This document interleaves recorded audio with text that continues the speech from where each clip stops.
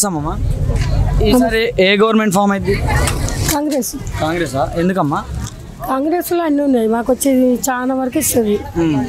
ఇప్పుడు అయినా కేసీఆర్ ఏమి ఇచ్చింది లేదు, ఏం చేసింది లేదు, ఇంతవరకు రూపాయి చెందింది లేదు.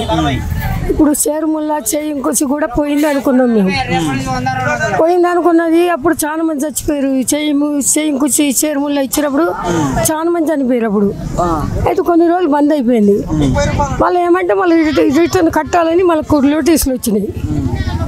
అయితే ఇప్పుడు మేము కాంగ్రెస్ అన్నది కన్నెత్తలేదు, ఎందుకంటే మాకు అప్పుడు ఆపరేషన్లన్నీ చాలా కష్టాల మీద ఉండగా మమ్మల్ని ఆదుకున్నది, మాకు ఇల్లు కట్టించింది. మాకే ఇబ్బంది వచ్చినా కన్నెతల్లి వేరే చూసింది ఆమె గెలవాలని మా ఉద్దేశంలో ఉన్నది. కేసీఆర్ పరిపాలనలో మరి మీకు ఏమీ అందలేదా? స్కీమ్స్ అందలేదు, ఒక్క రూపాయి కూడా అందలేదు. స్థలాలు కూడా ఖాళీ ఉన్న స్థలాలు కట్టిస్తున్నాడు, స్థలాలు కూడా కట్టియలేదు.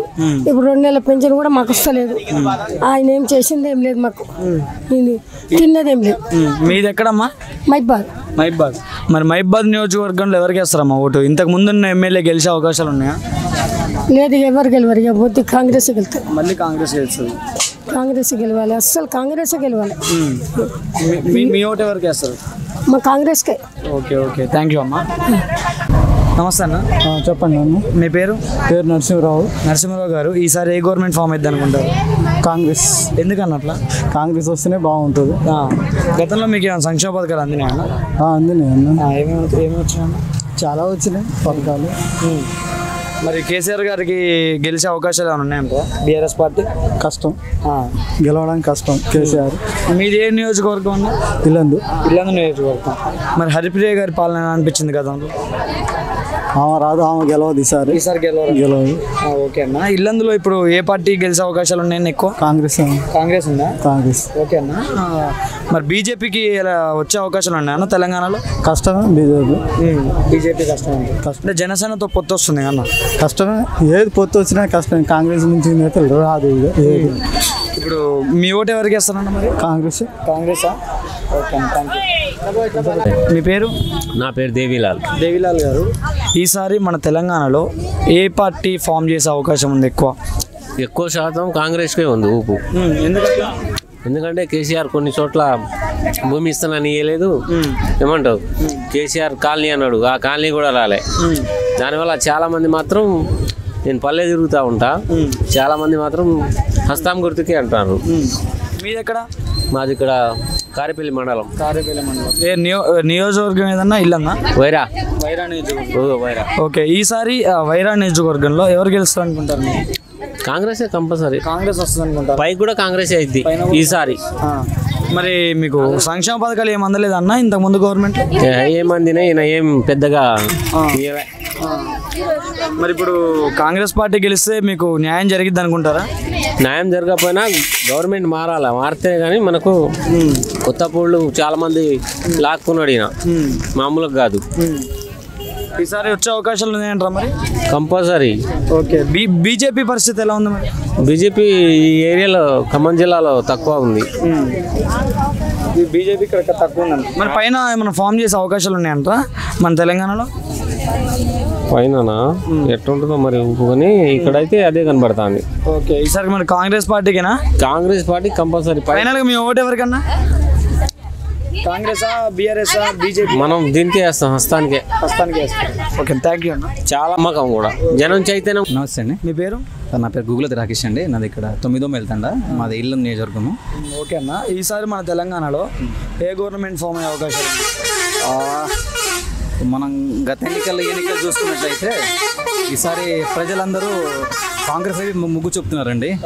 ఏవైతే మన రేవంత్ రెడ్డి గారు అయితే చెప్పున్నారో అవి 6 గ్యారెంటీ పథకాలు, ఆ పథకాలు ప్రజల్లోకి చాలా వెళ్ళింది కాబట్టి కాంగ్రెస్ ప్రభుత్వం గెలుస్తుందని నేను అనుకుంటున్నాను. నా ఒపీనియన్ ప్రకారం. ఇప్పుడు ప్రజల నాడి ఎలా ఉందో నాకు తెలియదు, ప్రజల్లో తిరుగుతున్నా కాబట్టి 10 మందితో తిరుగుతున్నప్పుడు వాళ్ళు అంటా ఉన్నారు ఈసారి కాంగ్రెస్కి ఓటేస్తామని అంటున్నారు. సరే చూద్దాం ఏమైతుందో. నేనైతే బలంగా కోరుకుంటున్నా కాంగ్రెస్ గెలవాలని.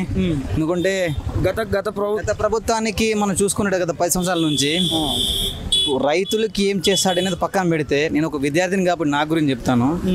విద్యార్థులకి ఉపాధి అవకాశాలు లేక వాళ్ళ చదువు మానేసి ఇతర గ్రామాలకు తరలి వెళ్ళి అక్కడ పనిచేసుకునే పరిస్థితి వచ్చింది వాళ్ళ. అదే విద్యార్థి కన్నా సరైన అవకాశం కనుక కల్పించుంటే, సరైన ఉద్యోగాలను కల్పించుంటే ఇవాళ ఒక్కొక్క విద్యార్థి ఒక్కొక్క స్థాయిలో ఉండేవాళ్ళు. అది కేవలం ప్రభుత్వం యొక్క నిర్లక్ష్యం అని నేను అనుకుంటున్నాను. కాబట్టి నన్ను అడిగితే ఏ పార్టీకి మీరు ఓటేస్తారు నన్ను అడిగితే మాత్రం నేను అంటాను కాంగ్రెస్కి వేస్తానని. కాంగ్రెస్ ఎందుకంటే నేను వ్యక్తి కట్టిపడే వ్యక్తి కాదు, పార్టీ నమ్ముకున్న వ్యక్తిని, పార్టీని కట్టిపడే వ్యక్తిని కాబట్టి కాంగ్రెస్కే వేస్తానండి. కాంగ్రెస్కి ఓటేస్తారన్న. కాంగ్రెస్. ఓకే, మీ నియోజకవర్గంలో ఎవరు గెలిచే అవకాశం ఉంది? గతంలో చూసుకున్నట్టయితే హరిప్రియ గారు గెలిచారు.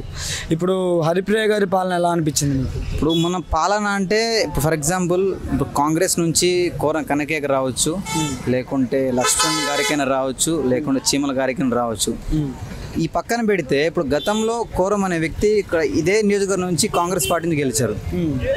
అంటే తర్వాత ఇక మన కేసీఆర్ గారి యొక్క దూరదృష్టి ఆయన నమ్మి ఆయన పార్టీ వెళ్ళడం, ఇక ఆ పార్టీలో ఆయన పనిచేశారు. ఇప్పుడు హరిప్రియ మేడం గారు కూడా అదే పార్టీలో పనిచేశారు కాబట్టి మనకి వీరిద్దరి మీద తేడా మనకి చెప్పడానికి ఛాన్సెస్ లేదు. ఒకే పార్టీలో పనిచేశారు, వేరే వేరే పార్టీలో పనిచేస్తుంటే ఆమె అలా చేసింది, ఇతను ఇలా చేశాడే మన డిఫరెన్షియేషన్ చూపించచ్చు. కాకపోతే నా పర్సనల్ ఫీలింగ్ ఏంటంటే నేనైతే కోరం గారికి వేయాలనుకుంటాను. ఎందుకంటే ఇప్పుడు మనం ఎంత కష్టపడినా ₹1 సంపాదించిన పొట్ట కోసమే ఇల్లు అంటే మనం ఒళ్ళు తడవకుండా పనిచేస్తూ ఉంటాయి ఏదేం చేసినా. ఇప్పుడు మా నియోజకవర్గంలో ఆయన హయాంలో డబుల్ బెడ్రూమ్స్ వచ్చాయండి. సరే అది కూడా కేసీఆర్ హయాంలోనే వచ్చింది, బట్ ఆయన కింద పనిచేసే రావడం ఎందుకు వచ్చింది. ఇప్పుడు హరిప్రియ మేడం కూడా పనిచేసింది, బట్ డబుల్ బెడ్రూమ్ రాలేదు రీసెంట్ టైమ్స్లో. ఆయన హయాంలో వచ్చింది కాబట్టి అదొక క్రెడిట్ నేను అనుకుంటున్నాను. ఓకే, ఫైనల్గా మీ ఓటు ఎవరు గెలిస్తే అభివృద్ధి చెందిద్ది అనుకుంటున్నాను? ఇప్పుడు 10 సంవత్సరాలు మనం టీఆర్ఎస్ పార్టీకి మనం ఛాన్స్ ఇవ్వకుండా వచ్చాం. 10 సంవత్సరాలు చేశారు, 2 సార్లు ఛాన్స్ ఇస్తాం, 10 సంవత్సరాలు చేశారు. ఇప్పుడు టీఆర్ఎస్ ప్రభుత్వం మంచిగా చేసింది, పథకాలు మంచిగా వచ్చాయి అంటున్నారు, వాస్తవం. ఇప్పుడు ఒకసారి మనం కాంగ్రెస్కి ఇస్తేనే కదా, ఇతనికంటే కాంగ్రెస్ వాళ్ళు మంచిగా చేస్తున్నారు, లేదు కాంగ్రెస్ బాగాలేదు టీఆర్ఎస్ బాగా, మనకు తేడా తెలుస్తుంది. ఒకసారి మనం కాంగ్రెస్ ఛాన్స్ ఇవ్వాలి. ఎందుకంటే కాంగ్రెస్ పార్టీకి ఒక చరిత్ర ఉంది. నిన్నమున్న పుట్టిన పార్టీ కాదు, అక్కడక్కడ పుట్టిన జాతీయ పార్టీ కాంగ్రెస్.